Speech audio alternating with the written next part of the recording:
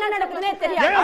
மயங்கி விழுந்தாங்க. வீடியோ பாருங்க. மயங்கி விழுந்திருக்கா. போன் பே இருக்குது. இல்லங்க, அரை கிலோமீட்டர் என்ன எளவு பேசிட்டு கிரவுட்ல ஆம்புலன்ஸ் உள்ள வர எப்படி இங்க இதே டைம் 40 பேர் நேத்து செத்துட்டாங்களா? இல்ல நான் தான் கேக்குறேன். சாகர் செத்ததுக்கு அப்புறம் தான் வருமா? ஒரு தேவை இருக்க போது ஆம்புலன்ஸ் வரும்ல.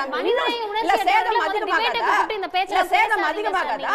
அந்த வீடியோ போட்டு காட்டுங்க. அவர் பேசிட்டு இருக்கும்போது மயங்கி விழுந்தாங்க கொண்டு போட்டா. 40 உயிர்கள் பலியானதுக்கு பின்ன அவர் கிளம்பி வந்திருக்கூடாது சார். அவரு அங்க நின்று இருக்கணும் சார். எம்ஜிஆர் இருந்தா வேட்டியை தூக்கி மடிச்சு கட்டு, கலைஞர் இருந்தா வேட்டியை மடிச்சு கட்டி நிப்பாங்க சார். இன்னைக்கு படிச்சவங்களை தற்குறிகளாக மாற்றக்கூடிய வேலையை நடிகர் விஜய் பார்க்கிறாரு. அவரை தாவேகாவின் தலைவர் புரியலங்க. ஏன் உள்ள வருதுன்னா இத்தனை 40 பேர் செத்துருக்காங்க. ஏன் ஆம்புலன்ஸ் வருதுன்னு பேசிட்டு இருக்காங்க.